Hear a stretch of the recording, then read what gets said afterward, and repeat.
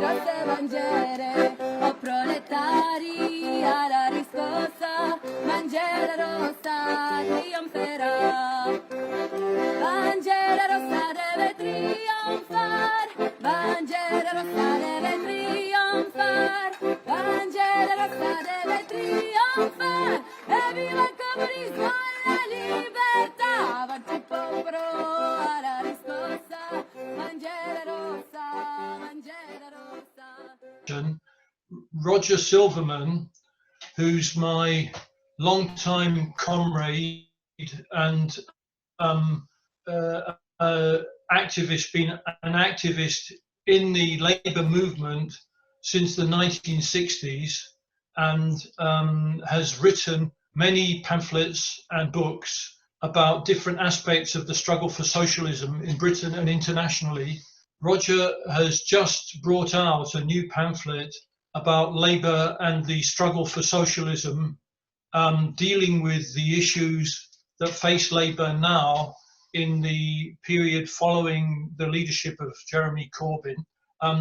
Roger's going to introduce this discussion for about 20 minutes first, and we're very pleased to have comrades Chris Williamson, Tina Werkmann, and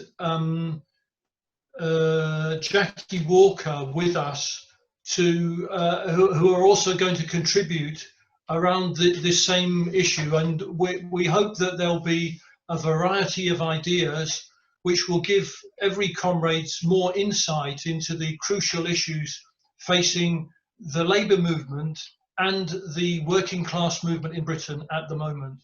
So I'm going to hand over first of all to Roger Silverman. Right. Hi, comrades. Thank you very much for attending. Right. The recent revelations of the vile behaviour of officials at the Labour headquarters and the news of the continuing systematic purge of loyal Labour activists has outraged thousands of us and confronted us with the stark decision whether or not the time has come once and for all to abandon the Labour Party as a lost cause. We have to hold these bureaucrats personally and criminally responsible for Labour's failure to form a government in 2017, when just, I think it was 2,027 extra votes in strategically placed constituencies could have put Jeremy Corbyn in Downing Street. What disgusts us all more is that while these treacherous parasites who are making overt racist slurs and sneers remain in place, and while the only inquiry that has been launched is into how these dirty secrets ever came to light, lifelong socialist campaigners against racism are still being summarily kicked out on bogus, trumped-up charges of racism, of anti-Semitism. I was prompted to write this pamphlet, not as a scholastic exercise, but because it offers an urgent and compelling basis on which to make a considered judgment. I hope everyone facing that dilemma right now will read it, not because it's the last word, but because when thousands are agonizing over whether or not to remain members, they should at least take the trouble to put their decision into its proper historical context, rather than act on impulse and just simply flounce out of pique, despair, or an emotional spasm. It's all the more necessary to set the record straight, because a new book currently making the rounds, in my opinion, only confuses and muddles the true history. I deliberately avoided naming the book or directly polemicizing with the author, because I accept that it was written in good faith, and the last thing that is needed right now is a public squabble between fellow socialists on the left of the Labour Party. But I have to say that I find even the very title of the book is misleading and wrong about the most crucial point. For 3/4 of a century, Labour was a socialist party, and without an understanding of that and of how that changed, it's impossible to understand what is happening now. The Labour Party, of course, was not initially an explicitly socialist party. It was just the political voice of the trade unions. But even before it transformed itself into a consciously socialist party, no less an authority than Lenin recommended its admission to the Socialist International on the grounds that The Labour Party may not recognise the class struggle, but the class struggle will inevitably recognise the Labour Party. And so it proved. Under the direct impact of the Russian Revolution and the wave of revolution sweeping Europe, it adopted Clause 4. Now, stripped of its flowery language, and I must say, I for one rather like its language, it calls for nationalisation of workers' management and control. It calls for an end to capitalism and the establishment of a socialist society. It's true that always remained as nothing more than mere words on paper. Why was it that that programme was never pursued? Even the 1945 to 51 Labour government, which was swept to power by a wave of radicalised workers and soldiers at a time when the ruling class was disarmed and helpless, that government, which did nationalise whole swathes of the economy and establish the National Health Service, securing mass support for generations to follow, even that government shrank from a full socialist programme. For the bureaucrats at the top, of course, Clause 4 was always a source of embarrassment. And why is that? There's no secret about the answer. You can hear it still repeated every year by thousands of mass delegates at Labour Party conferences and mumbled with a transparent distaste and embarrassment even by party leaders, though cowards flinch and traitors sneer. In the words of the red flag, it was the cowardice and treachery of the leadership which every time led to betrayal and defeat. But Clause 4 defined Labour's goal as far as the rank and file were concerned. It was printed on every membership card. The movement held on to it through thick and thin for most of its history, for 3/4 of a century.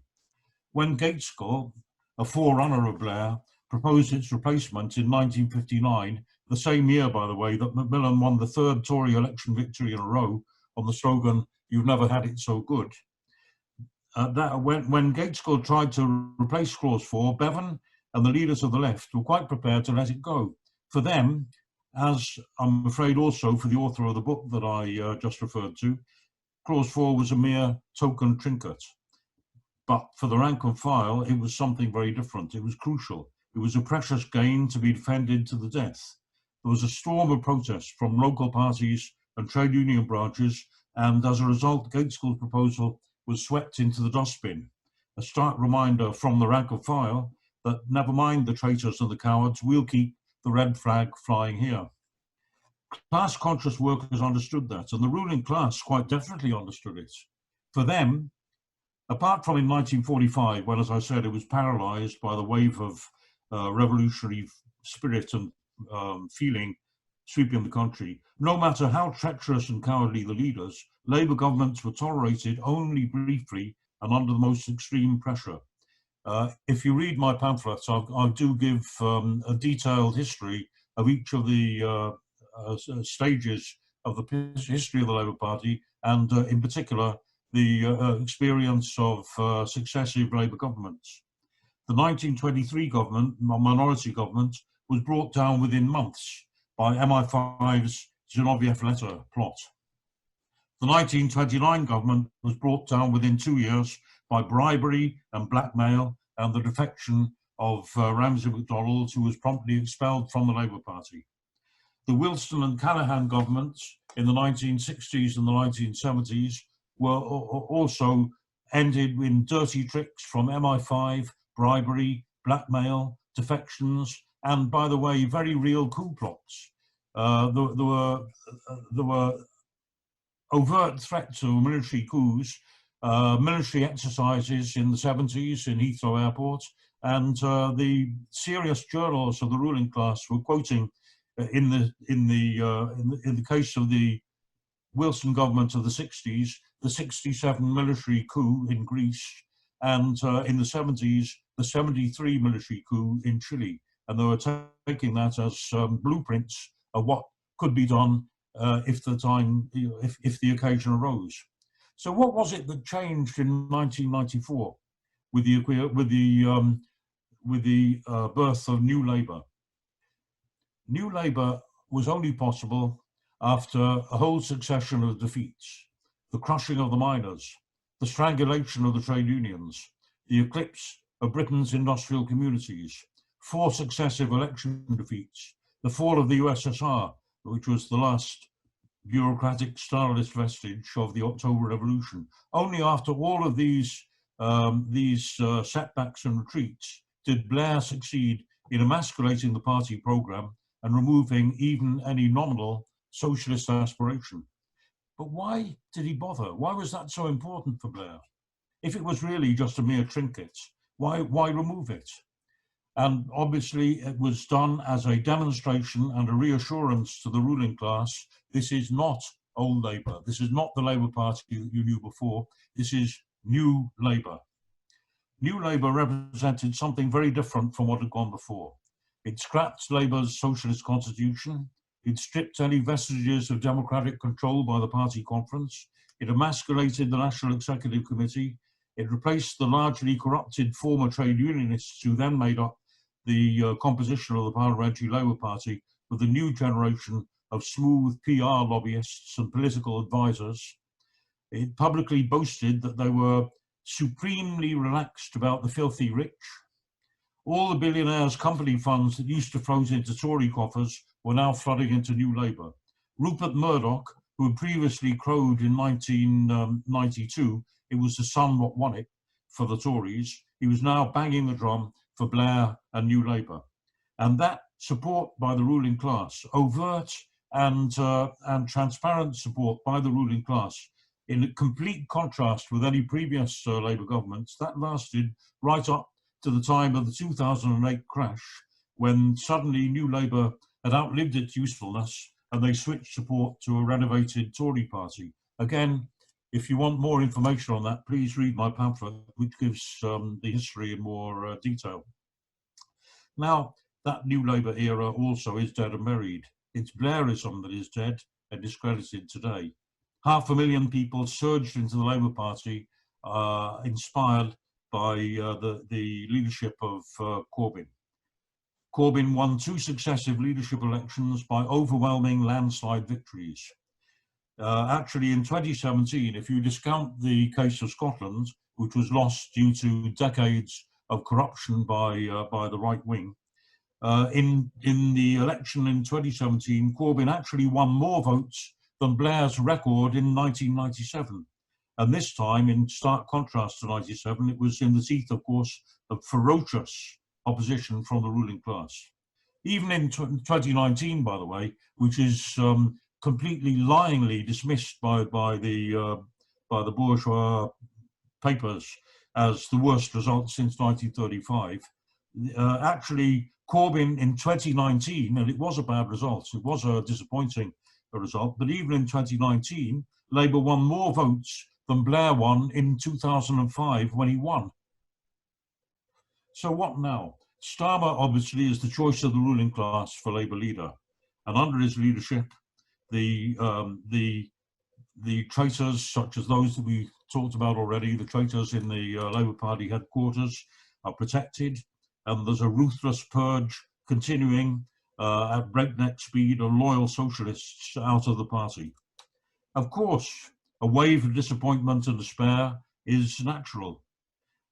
But how successful, really, can the right wing be in these conditions? 135,000 members still, in the recent leadership election, still voted for the Corbyn legacy. And I believe many of the people who voted for Starmer too were thinking perhaps that he was a more competent and credible leader than the left candidate, and deluded particularly by his cynical promise when he said, completely untruthfully, that he was pledged to continue the radical tradition of Jeremy Corbyn. I think many of them also did not know what they were voting for and what they've ended up with. I don't blame comrades for their anger and their revulsion at the antics of the temporarily resurgent right wing. But anger is not enough. What's needed is some strategic vision and perspective. And let's remind ourselves, today is not 1997. Look at the world today. Even before the onset of the pandemic or the lockdown, we had the most violent and tortuous political convulsions. We had a looming recession worse than that of 2008. Uprisings in countries on 4 continents, at least 35 countries, where thousands of people, tens of thousands, sometimes hundreds of thousands, braving tear gas and police bullets, and in many cases succeeding in overthrowing governments in Latin America, in North Africa, in Asia.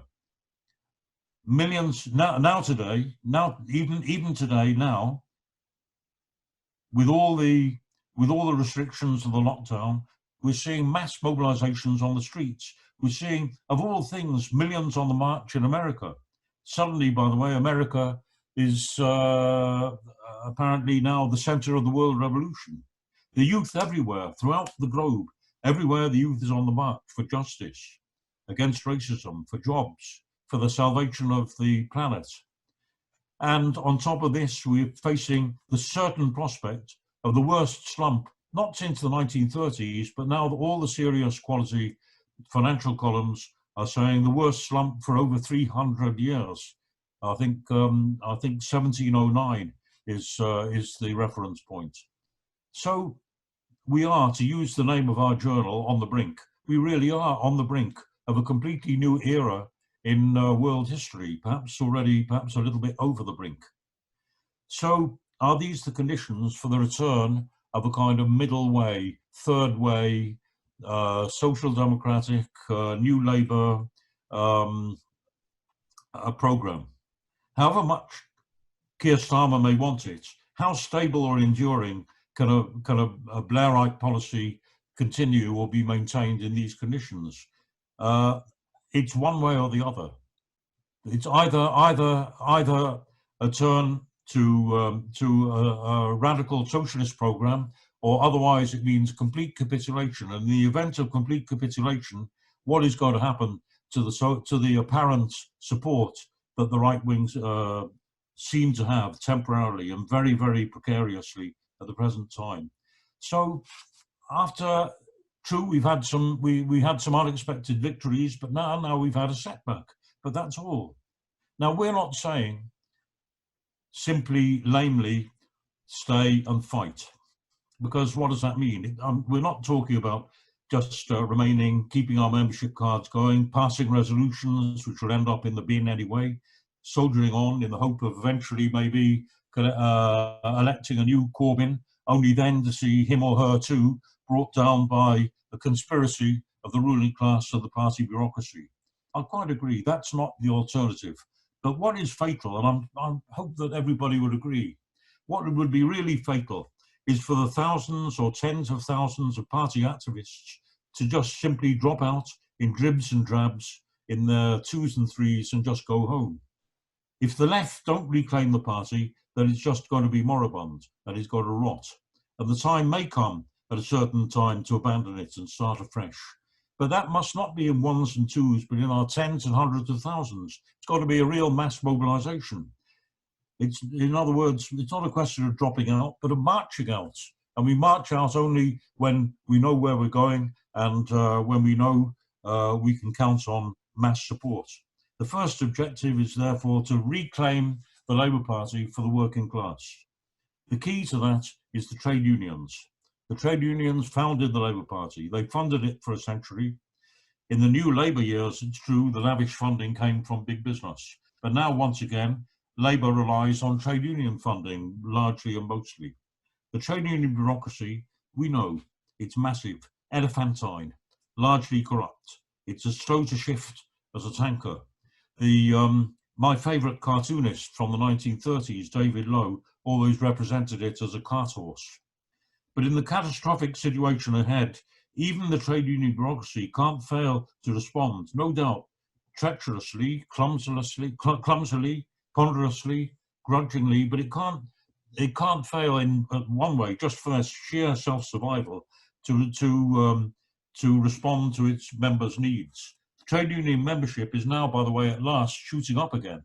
During the course of the pandemic, there's been a huge increase in trade union membership. Maybe some comrades can confirm that with the figures. And in addition to that, of course, new unions have been springing up in the recent period to articulate the needs the new composition of the working class, the needs of the new precariat.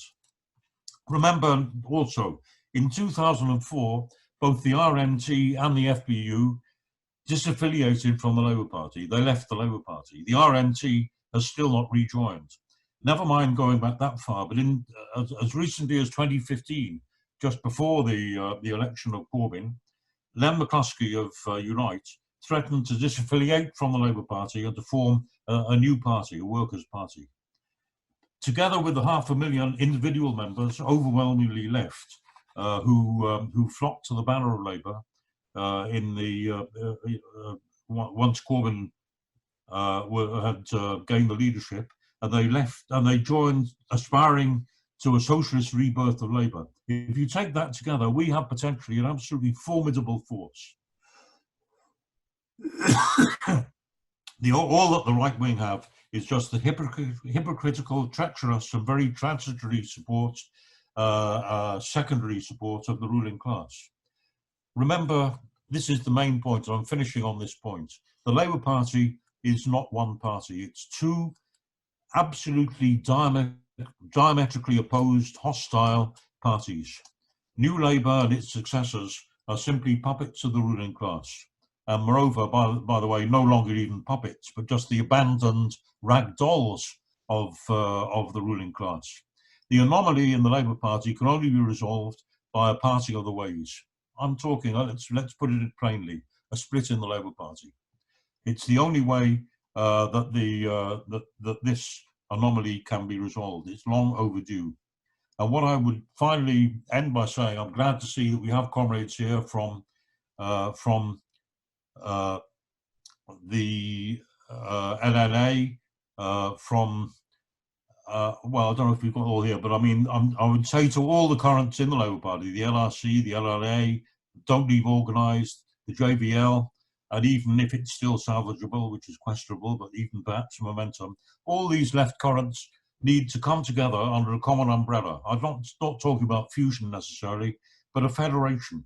And I would suggest it comes under the umbrella of, under the name Reclaim. Turn to the trade unions and the constituency parties. It's time to reclaim the party, lock, stock and barrel. I thank you very much for listening to me. I'll be very interested to hear what other comrades have to say. And I'll finish on that note. Thank you. Thank you very much, Roger, for a very well informed and inspiring introduction to this meeting.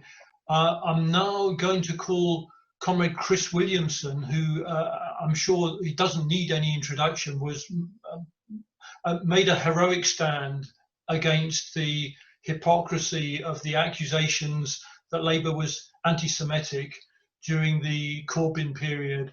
And I'd like to invite Chris to address the meeting.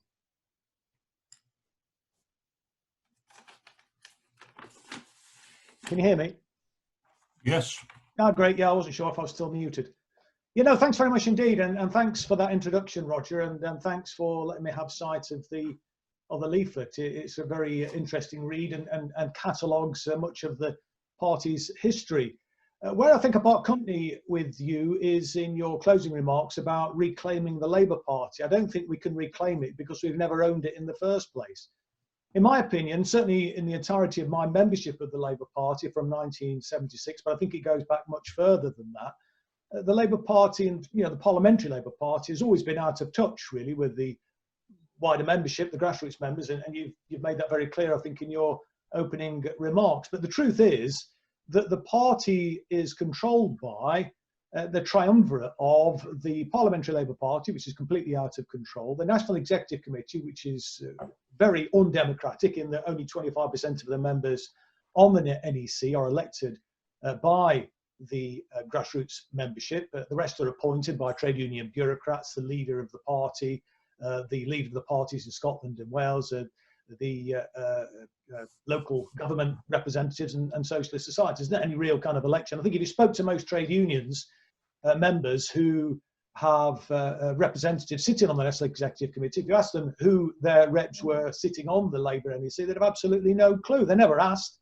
They're simply put there, grace and favour of the General Secretary. And if we're fortunate to have somebody who's on the left and they put their people in, then we may win a few votes. But by and large, the trade union bureaucracy has been overwhelmingly right-wing, and very often the trade union reps sitting on the National Executive Committee are voted against the interests of their own members. And then, of course, the third leg of the triumvirate is the bureaucracy. And we know from the leaked report that you referred to in your opening remarks, Roger, that they are utterly corrupt and broken. And some of the appalling dirty tricks that they got up to, the out-and-out sabotage of the election in 2017, the attacks that they waged against the grassroots members, against people who supported Jeremy Corbyn, from people like Jackie Walker, who's on this webinar this evening, and obviously myself and Ken Livingston and Mark Wadsworth. These are people who were Jeremy's Praetorian Guard, who were thrown under the bus in a systematic industrial fashion, and it's still happening. I mean, if anything, the purge has increased since Sir Keir Starmer has been elevated to the leadership of the party. But if you look back over the history of the party, and you know, as I said, I've only been a member since 1976. I mean, it's kind of is, or was anyway, 44 years. But you know, right back from the year I joined the party with Dennis Healey going to the International Monetary Fund under the false pretext that Britain was running out of money. How on earth a country like Britain with its own sovereign currency can run out of money, of course, is another question.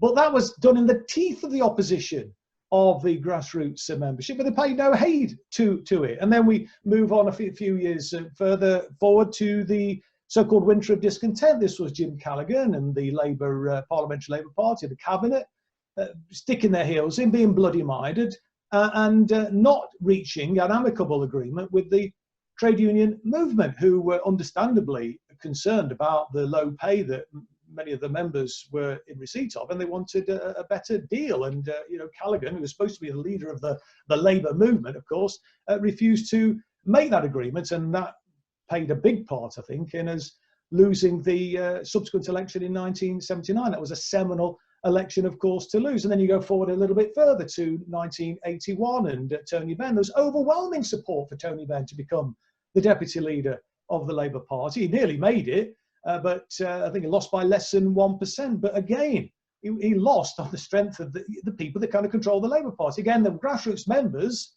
if it had been left to the grassroots members, then of course the Labour Party would have taken a left turn. And then we go a bit further forward to the miners' strike. And I see John Dunn is on this evening, who may speak a bit about that. But Kinnock was absolutely appalling. I mean, the Parliamentary Labour Party, I mean, with some notable exceptions, of course, Dennis Skinner and Tony Benn and others, who were outstanding in their support and the solidarity that they showed to the miners. But the Labour Party didn't cover itself in any glory at that time. And go a bit further forward to Wapping and then Kinnock getting rid of mandatory reselection, and then Blair coming in and scrapping Clause 4. And I think if you spoke to most grassroots members, they wouldn't have wanted that to happen. And then we had the New Labour era. Again, all these policies that were handed down from the party, which was supposed to be the People's Party, the Workers' Party, and they were introducing and expanding things like the Private Finance Initiative against the wishes of the grassroots members. They wanted a totally different approach to the PFI, but the PFI was the only show in town, and it was basically take it or leave it. And so local authorities and other public institutions, the only means of investing in improving public services was through the PFI.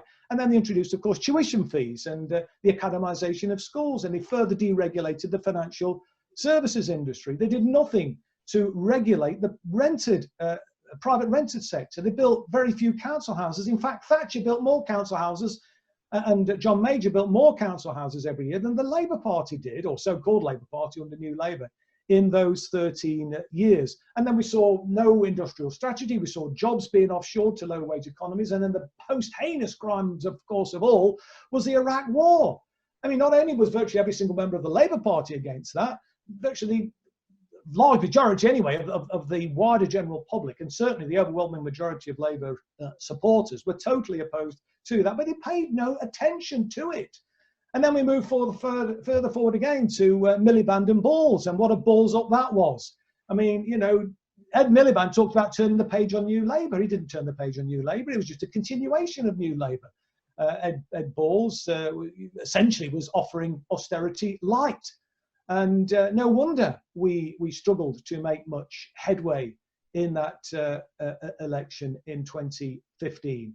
And of course, Jeremy was an incredible breath of fresh air. And at long last, I think many of us felt that we have a genuine socialist at the head of the Labour Party, somebody who will, if we can get Labour into government with somebody like Jeremy Corbyn as the Prime Minister, we might very well then be able to bring about a transformational Labour government that will bring about an irreversible shift in the balance of wealth and power in this country. And of course, introduce a genuine ethical foreign policy, because Jeremy was somebody who spent his entire life as an anti-imperialist, fighting racism, fighting imperialism.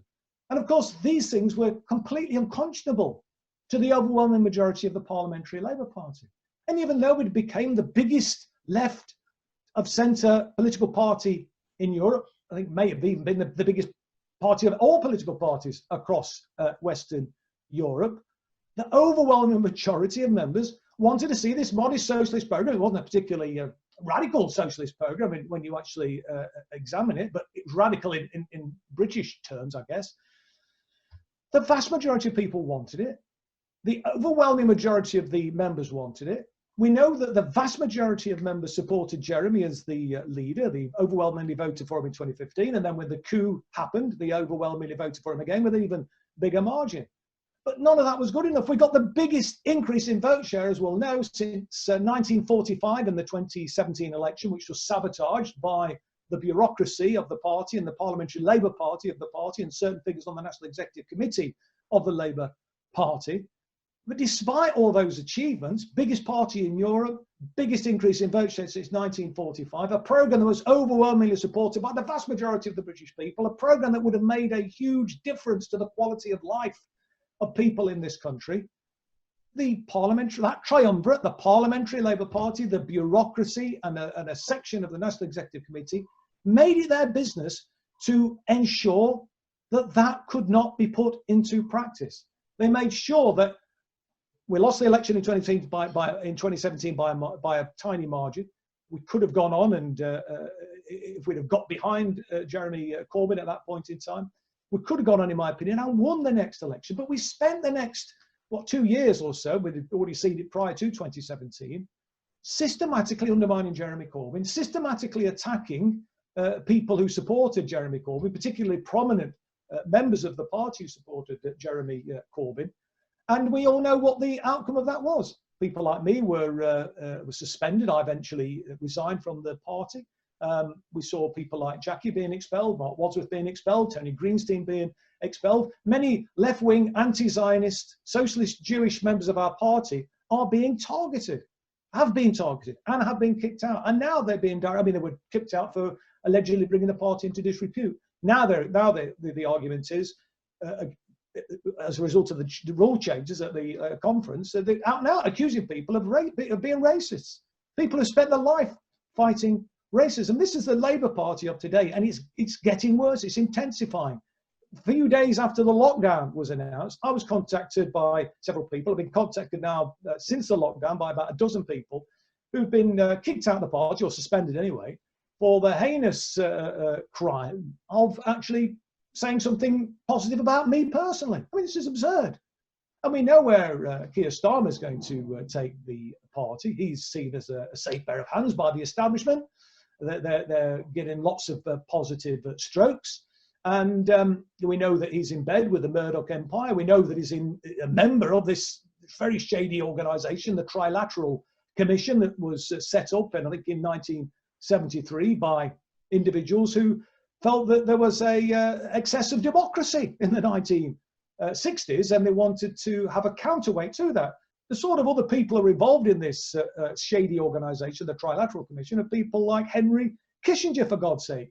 And Keir Starmer is the only serving parliamentarian who's a member of this shady body. Certainly, I don't think there's ever been a leader of the party a member of this. Even Tony Blair, I don't think, was a member of this outfit. So I just don't think there's any future for the Labour Party. And it really grieves me to say that, because I've spent my life fighting for the Labour Party. I was dedicated to the Labour Party, worked night and day for the Labour Party from first joining it in 1976. And, Roger in his opening remarks said that, there may come a time when, we need to leave and we need to march out in unison. Well, I think, frankly, that time is now. If not now, when? And I think the alternative needs to be, for those of us on the left, is to kind of help to build a grassroots movement that will take on the vested interests, that will take on the powers that be in the establishment. And we're seeing this kind of organic outpouring of anger and mobilization within the Black Lives Matter campaigns and rallies that we've seen up and down the country. And that fills me with a lot of hope, because it's very clear that although the Tories won the last election, that there is hope that certainly amongst many of the people in the younger generation, that they're not prepared to tolerate this anymore. But if we put all our eggs in the Labour Party basket, I just don't think we're going to get anywhere. And I think that we need to seize this moment. This is a moment in time. This is a moment like, 1968, where there's real anger in this country, in the United States, and in many countries around the world. And we need to be uniting with those progressive movements and liberation struggles. And we need to try and mobilize and coordinate this anger to build a radical grassroots movement that will fight to change this country. And I think at the moment, the kind of electoral route to socialism is absolutely closed off to us. And we therefore need to build the movement so that we can bring through new, energized working class leaders who will be able to put themselves up for election. And there may be a need for a alternative political party, because frankly, I think it's impossible to take control of the Labour Party. And I think that our best effort, therefore, our best hope, therefore, is for us to build a grassroots movement, to coordinate and organise that, and to make sure that we can bring about some of the things which are possible to be achieved outside of the kind of party political structures, through, like a worker cooperative, for example, financial institutions like credit unions and so on, community arts projects. But the most important thing is coordinating the raising of political consciousness and raising people's expectations, because this is an incredibly wealthy country, the 5th biggest economy in the world. And yet we have 14 million people living in poverty. Clearly, representative democracy, and the Labour Party must fall into this category, has comprehensively failed when you consider the fact that this is an incredibly wealthy country and there are so many people in poverty, so many people having to sleep rough on the streets, and inequality is at a level not seen for well over a century in this country. And as I say, I think our best effort needs to be outside the party, because I think if we put our energies into trying to rescue the Labour Party, we'll get nowhere. People will be incredibly frustrated by that. It won't reach out to the kind of wave of anger that is out there, because people are just angry with the whole political class, if you like. And the Labour Party must absolutely fall into that. So I think we need to build something new, something better, something that can really deliver the change that I think all of us on this webinar this evening want to see. Thank you very much, Chris, for a very clearly stated position. You've set the ground for an excellent debate. I'm now going to call in Tina Werkmann from the Labour Left Alliance. Hey, comrades. Can you hear me? Yeah, okay. Yes, I'm also from Labour Against the Witch Hunt, which is where I spent many hours on platforms with Chris and Jackie and others fighting against the witch hunt. I want to disagree both with Chris and Roger on quite a few things, although of course I agree with the majority of what both have said. The witch hunt, obviously I agree with comrades on, and I think we also need to say right at the beginning that we've suffered a huge defeat with Corbyn's defeat. It's a huge defeat for the left. We had such an opportunity to really change not just the Labour Party, but society, and we've blown it. And I think much of it was self-inflicted, a self-inflicted defeat, by choosing from day one to appease the right rather than trying to stand up to it, at least trying to stand up to it. I think Corbyn and his allies have really thrown the towel in. They haven't even tried to take them on. And of course, what happened in the process is comrades like Chris, Jackie, myself, and hundreds and others have been thrown to the wolves in the hope of calming the right and the hope of calming them down and to finally shut up. Maybe the next victim will, the next step back will shut them up, etc. Of course, it didn't. You know, you give a little bit of blood to the right, they smell it, and they become emboldened, they become stronger, and they demanded more and more, and they still do. It's still going on. That's the worrying thing, or not the worrying thing. It's a very interesting thing. It's still going on, and I get back to it because it started about Corbyn, but it's going much further. I think there's a much bigger agenda going on there to spread the witch hunt into wider society. Corbyn, in my view, and you know, we've in Labour Against the Witch Hunt and other groups, we've pressed and pressed. You know, he should have done what Blair did when he came in. Blair came in, and you know, he remade the Labour Party as he saw fit, and he'd done away with the Labour Party conference making any political decisions. He outsourced it properly to the National Policy Forum. He abolished Clause 4, but I'll get back to that as well. I don't think it's a particularly socialist Clause 4, but we'll get back to that. And he remade the Labour Party, but Corbyn did none of it. Yes, he was surprised. It was a surprise victory, but we could have done much more. Even when the members fought for democratic change and came so close to mandatory reselection at the Labour Party conference 2018. Corbyn said nothing, and you know, I kind of think Len McCluskey probably was right when he says Corbyn asked him to vote against it because he was not up to it. He did not want to put off the right. So I think we need to really learn from this, from these self-inflicted defeats of forces. The left has been terrible the last 5 years, the organised left, not just Momentum, but also those who are, you know, uncritically supporting Corbyn. I think that was wrong. So I think it's still ongoing, and what I am witnessing in law and the LLA, working in law and the LLA, is a self-censorship is spreading in the Labour Party and beyond, not just on Palestine Zionism and opposing Zionism openly, but also to challenging the witch hunt and standing with expelled members. Note Diane Abbott and Belle Ribeiro apologizing for being in the same meeting as Jackie Walker and Tony Greenstein.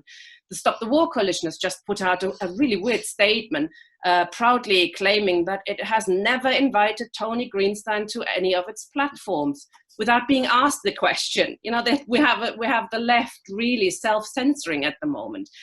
I'm also a bit worried about hearing that comrades are launching yet another initiative of the left, all in the name of left unity. Now the next one is called Reclaim, you say. And we're splitting into smaller and smaller groups, all in the name of left unity. I'm really worried about that. The Labour Left Alliance was set up about a year ago, and it is open for left groups to affiliate and to participate openly in its decision making. And I hope comrades consider doing that rather than setting up something else. I think, you know, don't leave organized. I think it was wrong to set up another group which is pretty similar actually to the Labour Left Alliance, and I think that's a real shame. So I urge comrades to consider joining the Labour Left Alliance. I want to take up Roger's key argument, which I think is from his book, which I disagree with, is that for 75 years the Labour Party was socialist. And I'm much more with Simon Hanna's book title. It was a party with socialists in it, and that's always been the case, and I think that is correct. But I don't believe the Labour Party was ever ours. It was never socialist. If you say, and I think I got that from your introduction, that it was socialist because it had Clause 4. I think we need to take a closer look at Clause 4 and why it was introduced and by who. And it was a reflection, of course, of the heightened class struggle in 1918. And it was an attempt actually by Sidney Webb, not a Marxist, not even much of a socialist. It's a pacifist, a believer in eugenics. The Fabian Society is not a very left-wing organization, is it? And it wasn't then either. So it was an attempt to channel the revolutionism from the Russian Revolution into safe channels. And that's what they did with Clause 4. Clause 4 is all about distribution. It's about nationalization of production and distribution of the fruits of labor, etc., etc.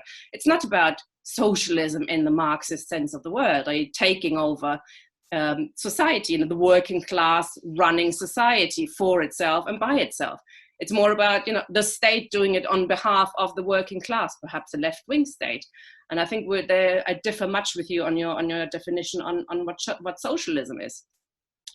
Jeremy Corbyn, could he have installed a socialist government? Lots of people on the left were talking about that. You know, Jeremy Corbyn gets into government and then installs a socialist government. I profoundly disagree. It's very important that we're clear what socialism is. It's the conscious rule of the working class, not, you know, a minority. And, you know, if Jeremy Corbyn had won the elections, imagine the PLP, the majority was against him. The media, the entire media was against him.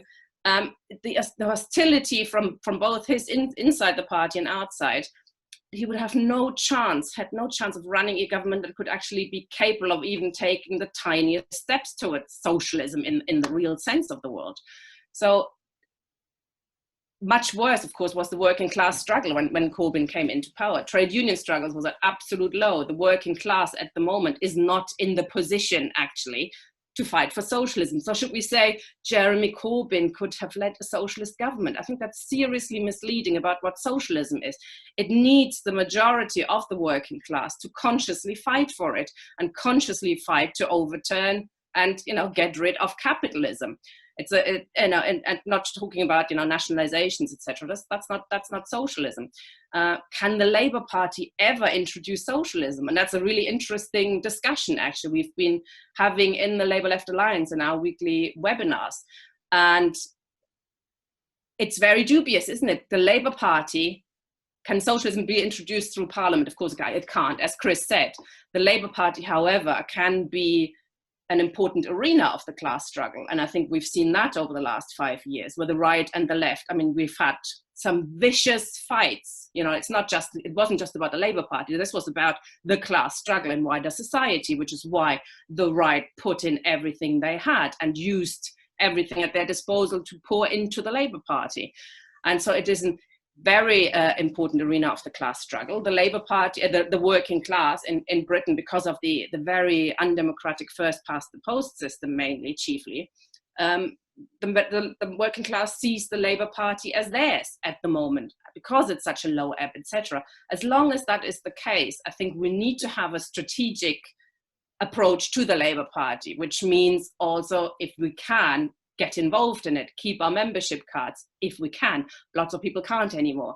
Lots of people have been slandered, you know, have been viciously attacked, etc., and they can't stomach it anymore. I totally understand that. Many people have left now with Starmer's election. I urge them not to, but I do understand why they're doing it. And both the Labour Left Alliance and Labour Against the Witch Hunt accept members who have left the Labour Party, although we urge them not to do it.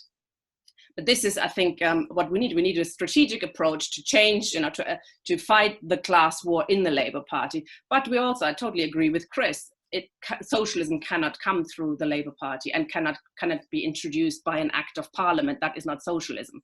So we need to fight outside and inside the Labour Party. I think we need both sides of the struggle. The point, though, for me is, if we do stay in the Labour Party now, we really have to have a really conscious and thorough discussion. Why are we staying and what for? And I don't see the Labour left doing that. I see a lot of Labour lefties now saying, oh, what we need to do now is now get the Socialist Campaign Group on board, because, you know, they've been so great the last 5 years, have they, you know? Why, you know, do we need to subordinate ourselves to them? Why should we accept that Jackie Walker, Tony Greenstein, Chris Williamson can't speak on our platforms? Because they're demanding that now. They will not speak on platforms with expelled members. Why should we accept that? We don't. We have to fight. If we stay in the Labour Party, we have to fight openly, and it's going to be a really vicious fight. And we have to be prepared to be expelled, and we have to be prepared to be suspended, etc. But unless we do that, I see very little point in staying in the Labour Party, you know, to just keep our head down and hope for what? We've had a huge chance, the left had a huge chance, and it squandered it massively because it wouldn't stand up and wouldn't openly fight for what is necessary. And that includes, you know, fighting for what really is socialism. And I think, you know, we should do it inside the Labour Party. We should fight against the ban of Marxist socialists to join the Labour Party and organize within the Labour Party. It's part of the witch hunt against the left. Lots have been expelled for that reason, you know, the auto expulsions for supporting Marxists, etc. And I think unless we do that, you know, I see little point in staying in the Labour Party. And that, I think, will be the left in the Labour Party is now changing. It is discussing where it's going, and I think it's actually breaking up into smaller groups because not everybody is prepared to stand up and fight. But unless we do that now, I see very little point in staying. So I'm hoping comrades will join us in the Labour Left Alliance to fight that fight openly, but also, you know, we will get engaged with Chris Williamson's initiative, etc. But I see very little point building more sort of inside the Labour Party, like a reclaim thing, DLO, you know, it's all in the name of unity. We're all splitting up into ever smaller forces, and I see that as a real worry there. Thank you. Okay, thank you very much, Tina, for a really well presented argument. I'm now going to go on to call Jackie Walker into the discussion. After Jackie's spoken, I'll be taking debate, and please put your hand up electronically so that I can see if you want to come into the discussion. I've already got one customer waiting in the queue. Okay, so it's Jackie, welcome to the meeting.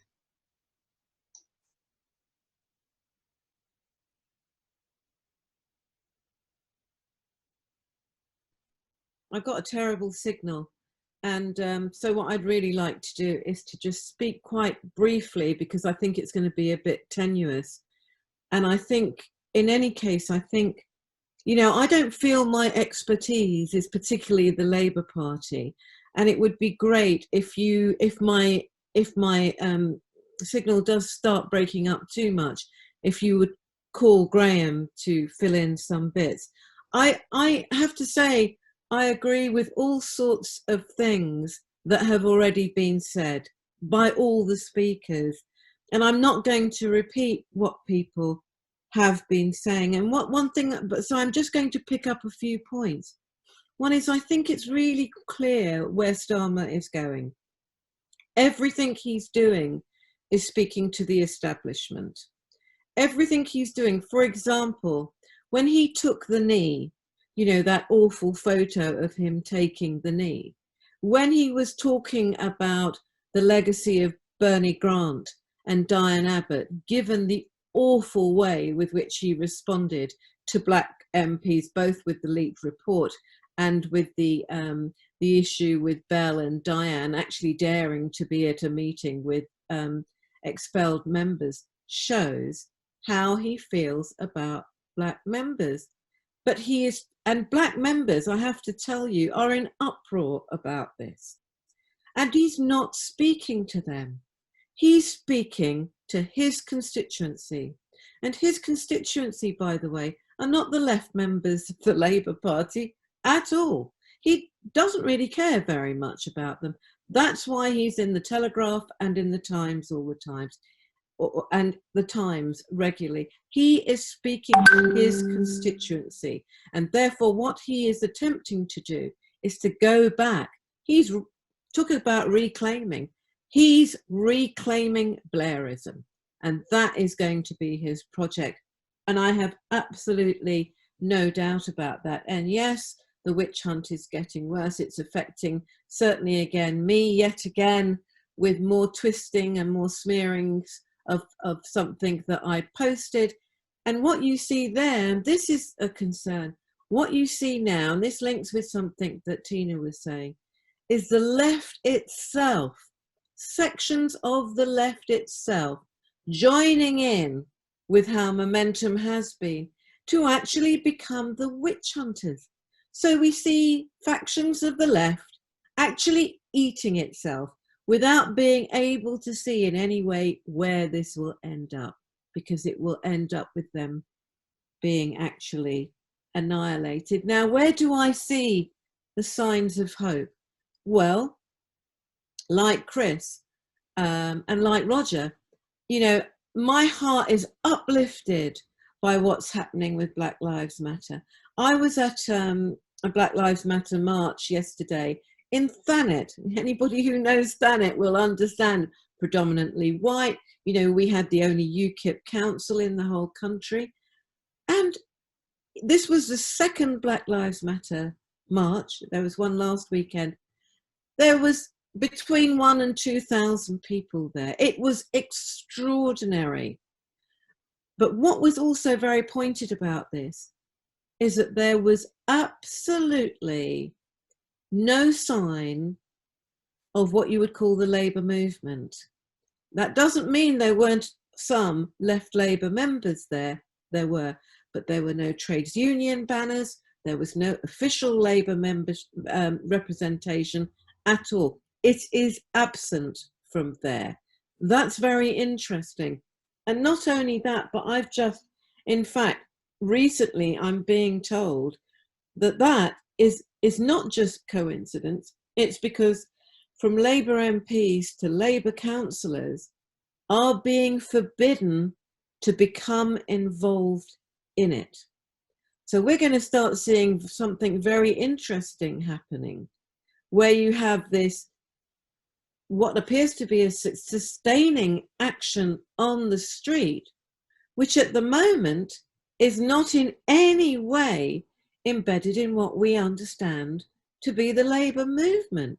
You could say, you know, you can understand why that might happen in terms of Starmer's Labour Party, but the fact that there is no union representation at all, and this includes from the unions who are not part of the Labour Party. So I suppose what I'm saying is, what I feel is hopeful is here you have another movement, remembering really, I see this as as part of the inheritance of what happened with Corbyn. I remember when, you know, Corbyn for leader, and initially Momentum was a movement, and it had that energy and it had that will to change.